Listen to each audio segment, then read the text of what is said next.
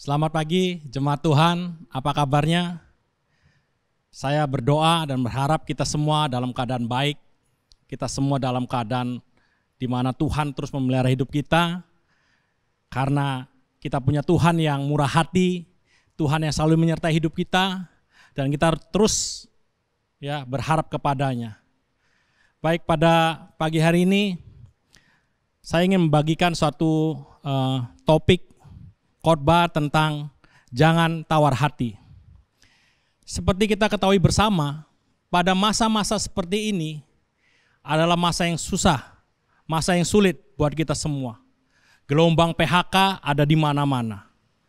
Ya, orang-orang yang dirumahkan begitu banyak. Perusahaan-perusahaan yang hebat sekarang mengalami kebangkrutan. Banyak hal yang terjadi di keluarga-keluarga mereka, kesulitan finansial, mereka mulai bingung bagaimana mereka mencari untuk kebutuhan hidup mereka. Mereka sudah mulai bimbang, bahkan mereka sudah mulai putus asa. Banyak terjadi keributan di dalam rumah tangga karena memang keadaannya seperti ini. Oleh karena itu saya ingin membagikan bagaimana supaya dalam keadaan ini kita tidak menjadi tawar hati. Mari kita buka di Amsal 24 ayat 10. Saudara bisa buka di sana. Amsal 24 ayat 10 mengatakan, jika engkau tawar hati pada masa kesesakan, kecilah kekuatanmu. Di dalam NIV, di dalam bahasa Inggrisnya mengatakan, jika engkau bimbang, jika engkau goyah di dalam masa kesesakan, kecilah kekuatan kita. Nah, apa yang ingin Tuhan katakan di dalam ayat ini? Tuhan ingin mengatakan supaya kita jangan menjadi orang yang putus asa. Kita tidak menjadi orang yang goyah, yang cemas ketika keadaan seperti ini. Nah, apa itu tawar hati? Tawar hati adalah kondisi di mana hati kita sudah tidak bergairah, sudah patah semangat, hilang semangat, sudah tidak peduli lagi dengan sekitarnya. Itulah tawar hati. Ya. Dan kenapa itu terjadi? Itu karena ada kekecewaan di dalam hidup kita. Dan itu adalah suatu puncak kekecewaan sehingga kita menjadi tawar hati. Saudara, semua mungkin, ya saya tidak tahu ya, pernah mengalami apa yang namanya tawar hati. Saya tidak tahu ya apakah semua, tapi saya melihat banyak orang Kristen yang hidupnya tawar hati. Ya. Bahkan suami istri sudah tidak saling berbicara lagi. Anak-anak sudah tidak punya respek lagi terhadap orang tuanya. Ya. Di dalam keluarga itu yang terjadi. Di dalam jemaat banyak juga yang tawar hati. Ya. Di dalam kehidupan orang Kristen banyak juga yang mengalami tawar hati. Nah, saudara, saya ingin mengatakan begitu bahayanya apa yang namanya tawar hati. Karena kalau ini tidak cepat-cepat dipulihkan, kalau ini tidak cepat-cepat diselesaikan, kita akan menjadi orang yang putus asa. Kita akan menjadi orang yang frustasi. Kita akan menjadi orang yang apatis. Kita akan menjadi orang yang jauh dari Tuhan. Kita bahkan menjadi orang yang terhilang. Ya. Itulah sebabnya saya memberanikan diri pada pagi hari ini membagikan tentang tawar hati. Kenapa? Sama seperti Rasul Paulus mengatakan, aku tahu apa itu kekurangan, apa itu kelimpahan. Tidak ada rahasia lagi di dalam hidupku. Rasul Paulus mengatakan, aku tahu tentang semuanya itu. Demikian juga aku boleh mengatakan, aku tahu apa itu tawar hati. Kenapa? Karena aku melihat, karena aku pernah merasakan, dan aku pernah mengalaminya. Oleh karena itu aku memberanikan diri untuk membagikan tentang apa yang namanya tawar hati kepada jemaat Tuhan dimanapun engkau berada. Saudara, seperti yang tadi saya katakan, saya pun pernah mengalami apa yang namanya tawar hati. Ada masa-masa di mana hati saya tidak bergairah, kehilangan semangat. Ya, badan di gereja, ya. Kita bisa tepuk tangan memuji Tuhan, tetapi pikiran kita, hati kita tidak ada di dalam gereja.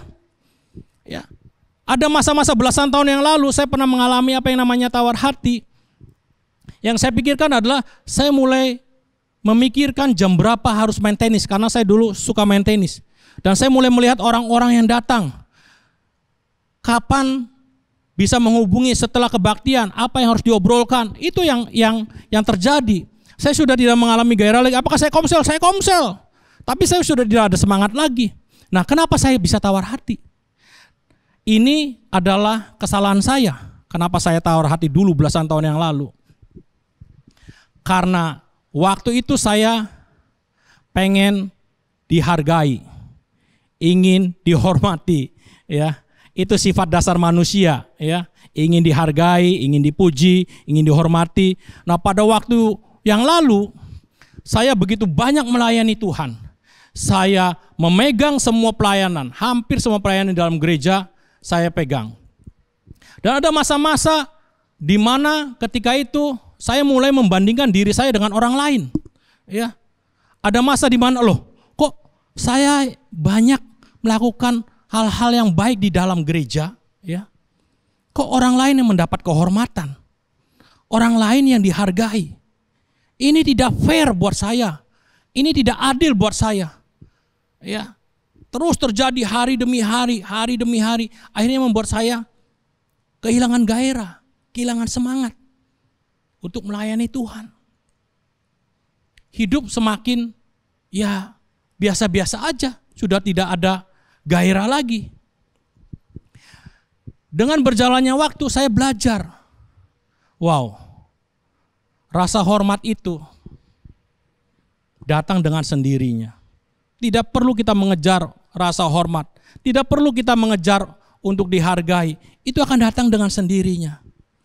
Jadi saya belajar terus bagaimana saya tahu untuk merendahkan hati, ya. Dengan demikian orang juga tahu bagaimana mereka menghormati saya. Jadi saya tidak kejar itu. Saya melakukan hal-hal yang mulai dipulihkan. Dan bukan cuma sekali saja saya mengalami tawar hati. Ya. Saya juga kalau saya renungkan beberapa waktu yang lalu, rasanya mungkin saya bisa 2 kali saya pernah tawar hati, dan itu terjadi beberapa waktu yang lalu, kira-kira mungkin setahunan yang lalu atau 8 bulan, 10 bulan yang lalu.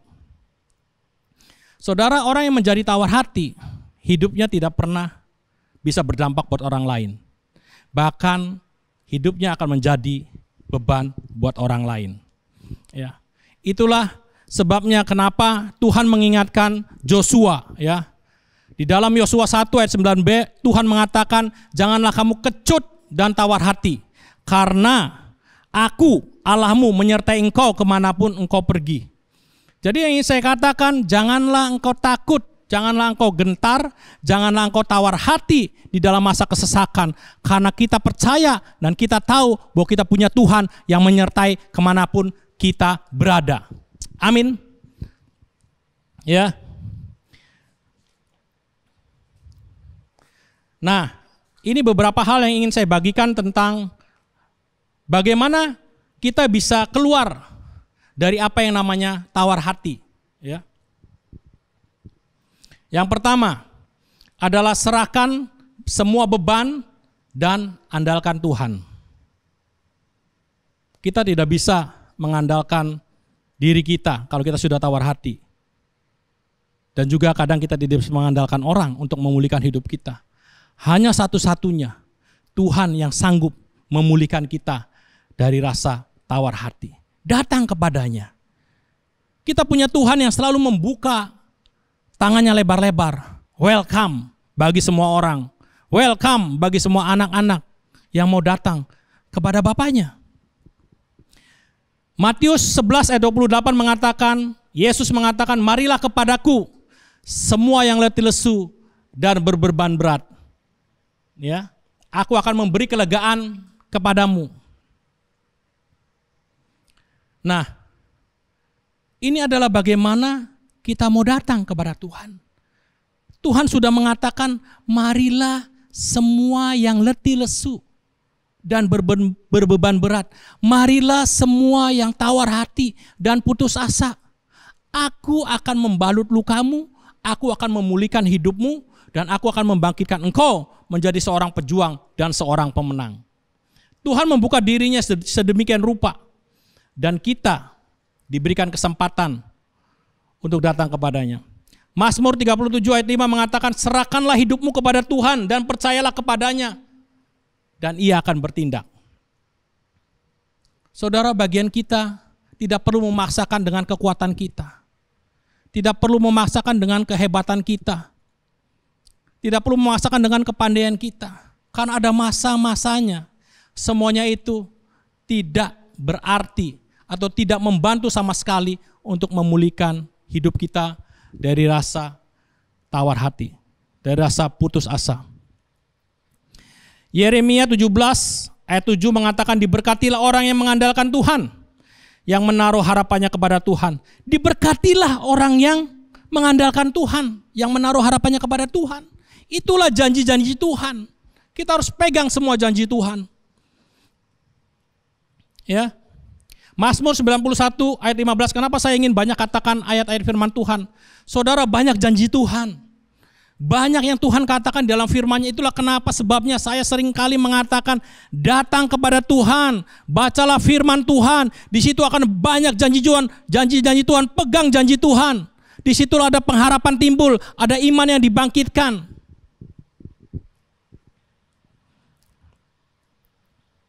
Ya, Mazmur 91 ayat 15 mengatakan, bila ia berseru kepadaku, aku akan menjawab. Tuhan katakan, bila ia berseru, bila kita berseru, Tuhan akan menjawab. Aku akan menyertai dia dalam kesesakan, aku akan meluputkannya dan memuliakannya. Begitu banyak janji Tuhan, saudara. Saya bisa bagikan banyak ayat yang membangkitkan hidup kita untuk dipulihkan di dalam hidup yang tawar hati. Saudara, tidak menjadi mudah di dalam masa-masa seperti ini untuk kita dipulihkan dari rasa tawar hati kalau kita mengalami apa yang namanya tawar hati.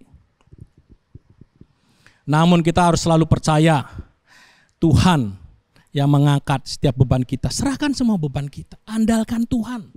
Andalkan Tuhan. Ya, saya pernah bercerita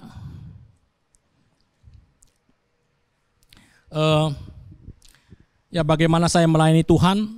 Kira-kira 8 bulan yang lalu saya sungguh-sungguh mengasihi Tuhan. Saya ingin memberikan banyak waktu saya untuk pekerjaan-pekerjaan di dalam gereja, untuk membantu pelayanan-pelayanan ada, khususnya dalam bidang sosial yang saya pernah katakan. Dan saya meninggalkan bisnis saya mau ulangi lagi, bukan untuk bukan untuk mengingat itu, tapi ini memberi satu kesaksian yang ingin menguatkan kita semua.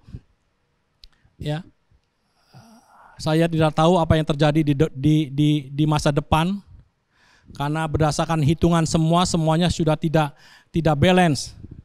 Ya, saya melihat istri saya mendukung saya untuk saya bisa melayani Tuhan lebih dalam lagi di dalam pelayanan gereja. Bagaimana istri saya dengan hati yang besar mempercayakan hidup dia dan anak-anaknya. Bukan cuma kepada saya, terutama kepada Tuhan. Saya melihat istri saya tidak menjadi tawar hati. Meskipun dia tahu ya keadaan ke depan apa yang terjadi. Itulah mengapa saya bersyukur sekali ya bahwa saya mempunyai seorang istri ya. Waktu saya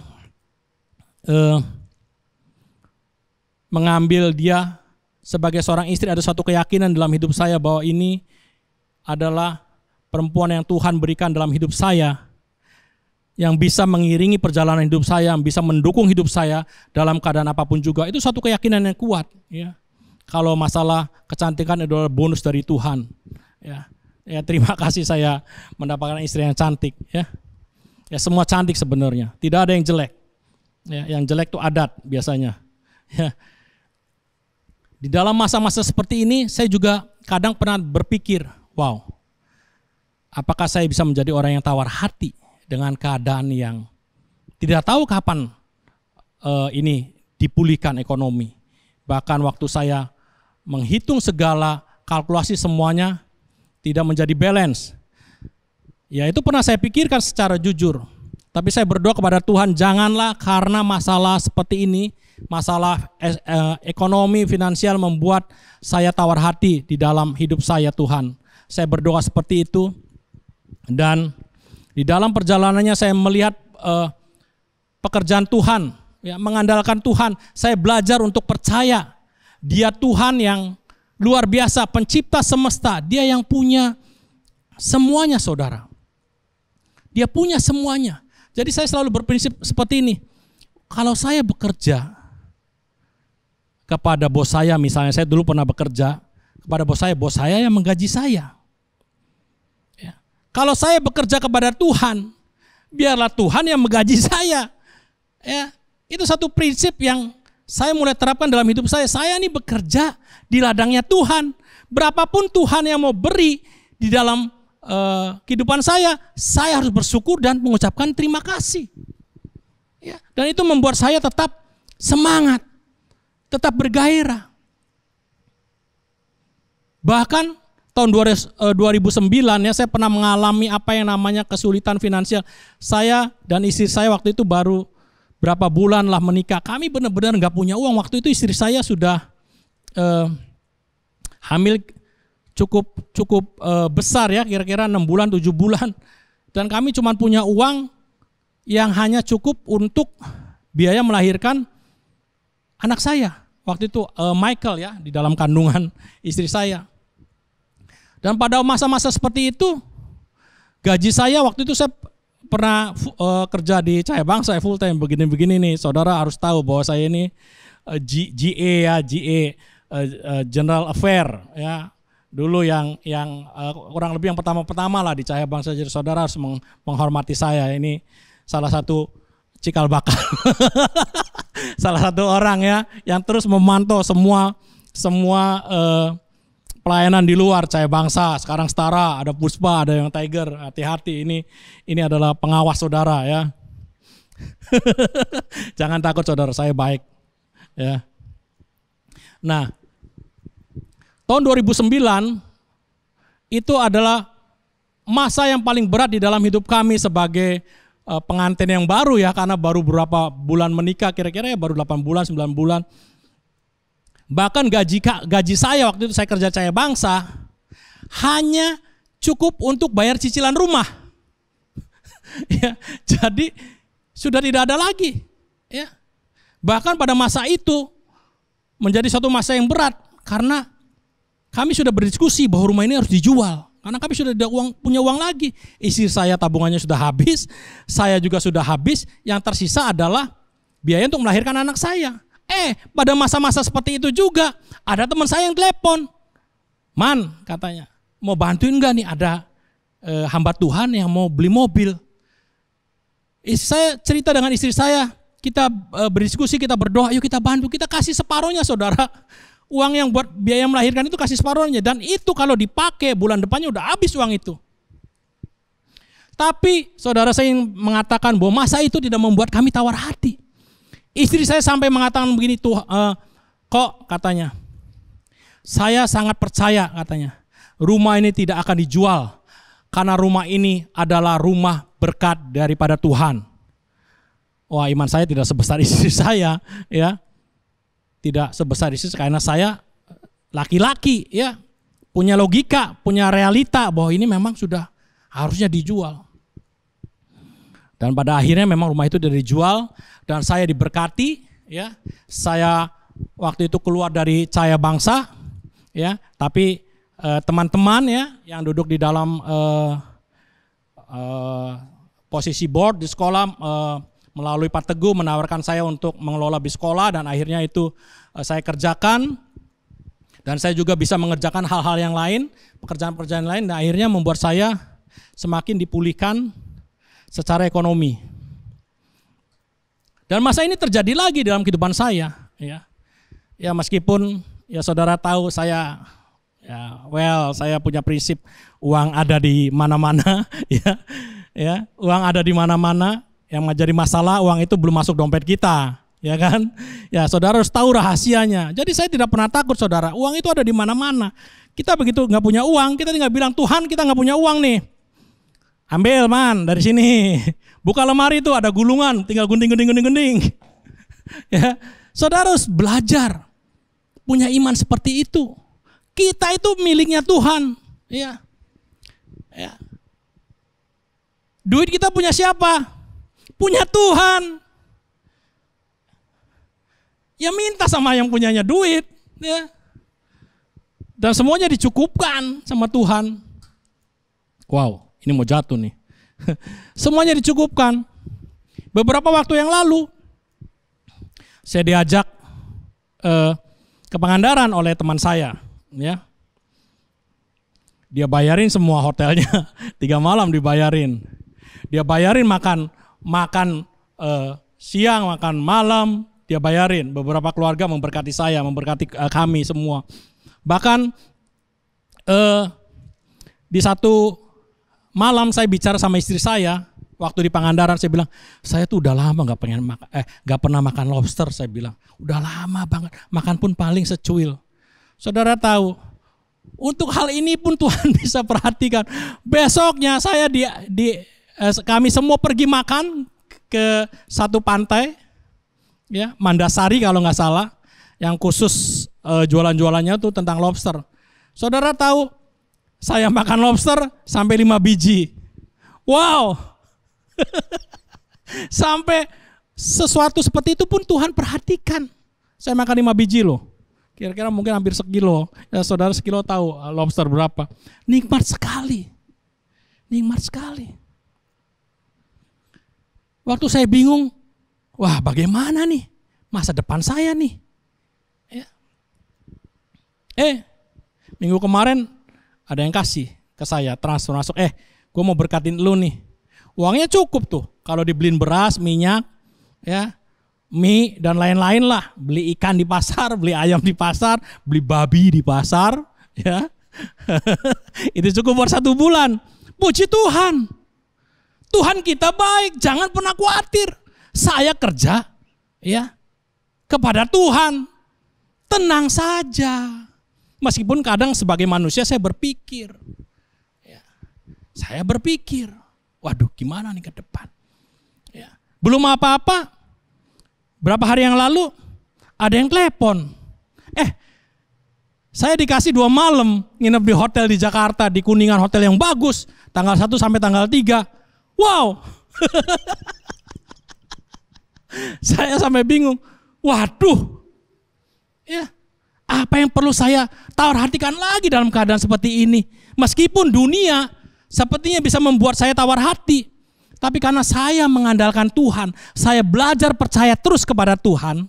Ya bersyukur saya tidak tawar hati. Ya. Yang kedua, bagaimana supaya kita bisa keluar dari tawar hati? Terus melangkah dalam iman dan pengharapan. 1 Yohanes 5 ayat 4 mengatakan, sebab semua yang lahir dari Allah mengalahkan dunia. Dan inilah kemenangan yang mengalahkan dunia, iman kita. Yang khotbahnya juga namanya iman. Iman sebiji sesawi aja bisa memindahkan gunung, apalagi iman segede begini. Bisa mengalahkan dunia. Ya. Tawar hati itu datangnya dari dunia. Ya. Apa yang mengalahkan tawar hati? Iman kita, pengharapan kita. Saya senang dengan kebaktian minggu kemarin, ya, anak-anak muda, ya, talk show, next generation, ya, next generation. Ya, mereka punya pengharapan, ya, mereka punya visi. Itu yang membuat kita bertahan, ya, atau membuat kita dipulihkan dari rasa tawar hati kalau kita mengalaminya. Ada suatu pengharapan, Ada suatu iman yang kita pegang, ya kan? Roma 5 ayat 5 mengatakan, dan pengharapan tidak mengecewakan karena kasih Allah telah dicurahkan di dalam hati kita oleh Roh Kudus yang telah dikaruniakan kepada kita. Dan pengharapan, saya katakan kepada semua jemaat ya yang menonton kebaktian online pagi hari ini. Dan pengharapan tidak mengecewakan. Itulah saya senang dengan kemarin. Begitu antusias. Minggu sorenya Pak Diki bicara tentang antusias, ya. Saya melihat anak-anak muda, ada Michelle, ada Keisha yang menyanyi, wow. Rasanya saya pengen balik lagi jadi anak muda yang energik, ya. Yang terabas terus. Ya. Jangan pernah patah atau jangan pernah hilang di dalam pengharapan kita. Di dalam iman kita kepada Tuhan. Banyak janji Tuhan, banyak janji-janji Tuhan harus kita pegang. Ya. Nah, saya mencatat beberapa mimpi dan pengharapan dan iman saya sewaktu saya muda. Ya, yang akhirnya membuat saya tidak berlama-lama di dalam rasa tawar hati. Ya. Waktu itu, nah ini lucu nih. Ya bukan lucu ya, nah yang terjadi. Makanya saya ingin mengatakan jangan pernah berhenti untuk berharap. Jangan pernah berhenti untuk bermimpi. Kalau itu sesuatu yang baik, yang menyenangkan hati Tuhan, teruslah bermimpi. Saya dulu punya mimpi untuk memberikan waktu yang banyak untuk pelayanan di gereja. Ya, bahkan saya bukan mau menyindir orang-orang full time, bukan loh ya, sama sekali, karena orang-orang full time juga dipanggil untuk melayani di gereja ya. Saya ingin memberikan waktu yang banyak untuk pelayanan di gereja, bahkan tanpa dibayar. Dan itu sudah terjadi pada waktu belakangan ini. Punya mimpi dan pengharapan pelayanan di berbagai kota di Indonesia. Buat anak-anak muda saya ingin mau katakan jangan pernah berhenti untuk punya mimpi dan pengharapan di dalam Kristus Yesus. Saya melayani dari Sumatera, Jawa, Kalimantan, pulau-pulau ya pasti ada kota-kotanya, Bali, Pulau Sumbawa ya, Pulau Sumbawa, di Kota Lombok saya pernah melayani. Nah, saya berharap kedepannya saya bisa melayani di Sulawesi, atau di Maluku, atau di Papua. Ya tapi saya serahkan semua kepada Tuhan. Saya tidak pernah berhenti untuk berharap seperti itu. Saya dulu sebelum saya berkhotbah, ya, saya berkhotbah kira-kira tahun 96, 97 kalau nggak salah 96-an ya. Saya punya mimpi berkhotbah, saya punya pengharapan saya bisa menyaksikan kemurahan Tuhan di depan ratusan orang, bahkan di depan ribuan orang. Saya ingin menyaksikan begitu baiknya Tuhan dalam hidup saya, bagaimana Dia menyelamatkan hidup saya, bagaimana Dia memulihkan keluarga saya, bagaimana Dia melakukan pekerjaan-pekerjaan yang ajaib dalam hidup saya, bagaimana Dia mengampuni dosa saya. Itu ingin saya khotbahkan di depan ratusan orang dan bahkan ribuan orang, dan itu sudah terjadi. Ya, itu sudah terjadi. Ya, di depan ribuan orang belum. Mudah-mudahan ya saya tidak tahu apa terjadi atau tidak. Buat saya sih yang penting saya tetap punya mimpi itu. Itu yang membuat saya cepat keluar, cepat dipulihkan, diingatkan, oh iya kamu punya mimpi seperti ini. Ini jangan tersinggung nih ya, Pak Jul atau siapapun gembala yang lain. Saya punya mimpi, punya pengharapan menjadi gembala. Ya, saya nggak tahu saya cocok nggak jadi gembala atau enggak ya.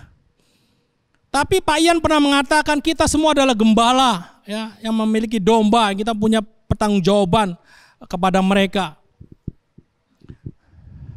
Saya dari dulu sampai sekarang, waktu pengharapan itu lahir, ya, waktu iman itu lahir, saya bisa bertemu dengan banyak orang. Sampai saat ini saya memotivasi orang, banyak orang minta ketemu, mau ketemu dengan saya, meminta waktunya, dan bagaimana saya bisa memberkati orang-orang dengan apa yang saya bisa lakukan. Dan itu membuat saya merasa, wow, saya ini sudah menjadi gembala. Saya juga punya mimpi. Nah, ini saya nggak tahu apakah terjadi atau tidak ya. Saya beberapa waktu yang lalu merenung. Wow, ini salah satu mimpi saya. Salah satu iman saya. Saya ingin menjadi martir, saudara. Saya nggak tahu apakah dulu karena masih muda ya, saya begitu bersemangat. Ya. Saya mulai merenungkan, kira-kira takut nggak ya kalau keadaan begini kamu jadi martir, man? Saya tidak bisa jawab, saudara. Saya tidak tahu. Tapi kalau ini menjadi suatu rencana Tuhan karena pengharapan saya, ya, karena kerinduan saya. Ya, saya dulu berpikir waktu selagi muda bahwa menjadi martir adalah bagaimana saya bisa sedikit membalas kebaikan Tuhan di dalam hidup saya. Ya kalau memang itu harus terjadi, terjadilah kehendak Tuhan. Saya berdoa, kuatkanlah aku, ya. Peliharalah istri dan anak-anakku. Saya tidak menolak. Saya membiarkan Tuhan bekerja dengan kasih-Nya dalam hidup saya.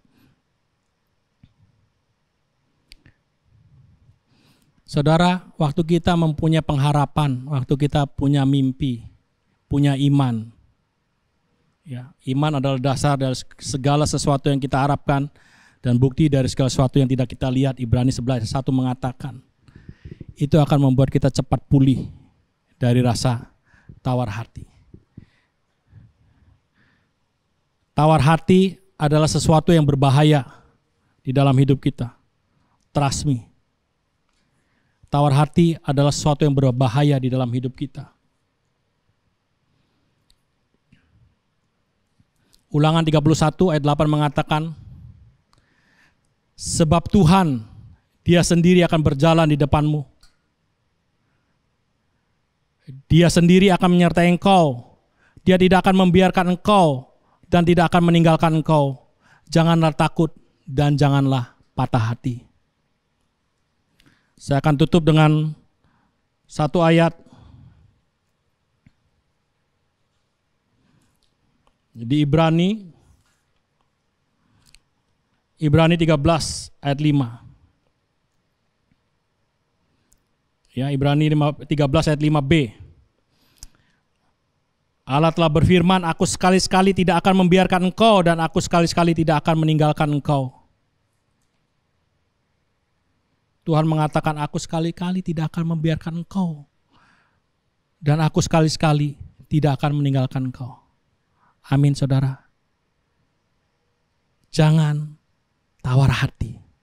Kalaupun kita sekarang mengalami tawar hati, andalkan Tuhan.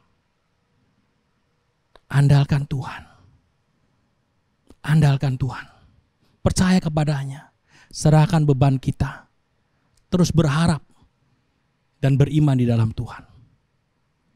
Mengucap syukur dengan keadaan kita sekarang. Mengucap syukur dan bersukacitalah. Karena itulah yang dikehendaki Tuhan di dalam segala hal. Mari kita berdoa. Kami bersyukur pada pagi hari ini ya Allah. Bukan suatu kebetulan bahwa keadaan ini boleh terjadi. Bukan suatu kebetulan waktu kami mengalami tawar hati. Tapi kami berdoa pada pagi hari ini Tuhan, demi kemurahan Allah yang Maha Kudus, siapapun di antara kami yang mengalami tawar hati Tuhan, dipulihkan di dalam nama Yesus Tuhan. Biar hatinya sungguh-sungguh mulai terpaut kembali kepada Engkau ya Tuhan. Biar hatinya sungguh-sungguh melekat kepada Engkau Tuhan. Kami berdoa di dalam nama Yesus. Tuhan, kasih setiamu yang sungguh besar, selalu baru hari demi hari, itu memulihkan setiap hati-hati yang mulai putus asa, hati-hati yang mulai patah semangat, hati-hati yang mulai apatis, hati-hati yang sungguh-sungguh sudah tidak bergairah lagi ya Tuhan, membuat kami ya Tuhan sudah kehilangan hara. Kami berdoa pada pagi hari ini dalam nama Yesus. Bangkitkan kembali antusias kami di dalam Engkau. Bangkitkan kembali antusias gairah kami untuk melayani Engkau, untuk melayani sesama kami Tuhan. Terima kasih Tuhan, kami berdoa di dalam nama Yesus Tuhan. Berkati setiap orang yang menonton kebaktian online pada pagi hari ini. Di dalam nama Yesus dimanapun Engkau berada, aku mau katakan, Engkau akan menjadi orang-orang yang hebat di dalam Tuhan. Engkau akan menjadi orang-orang pemenang. Engkau akan menjadi orang-orang pejuang di dalam nama Yesus. Menjadi orang-orang yang punya mimpi, menjadi orang terus berharap, orang yang mengandalkan Tuhan dan selalu percaya kepada Tuhan. Terima kasih Tuhan pada pagi hari ini. Biar segala kemuliaan, hormat dan syukur kami serahkan di dalam nama Yesus. Kami berdoa. Amin.